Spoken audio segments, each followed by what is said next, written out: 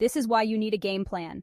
In 2024, mastering your mental health isn't just a goal, it's a necessity. Let's dive into the ultimate guide to managing stress, anxiety, and depression. Welcome to your 2024 guide to conquering mental health challenges. First up, let's understand this. Stress, anxiety, and depression are more common than you think, and tackling them head-on is crucial for a balanced life. So how do we fight back? Start with mindfulness. Just 5 minutes a day can rewire your brain to be more present and less anxious. Next, never underestimate the power of physical activity. A quick jog or even a brisk walk can elevate your mood and shake off the blues. But what if you need more support? It's okay to seek help. Talking to a professional can provide insights and strategies tailored just for you. Remember, it's not just about coping, it's about thriving.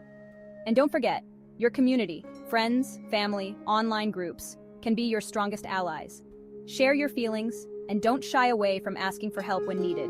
Together, we're stronger. To wrap up, implementing these simple yet effective strategies will empower you to manage your mental health like a champ. Stay positive, stay active, and stay connected. You've got this.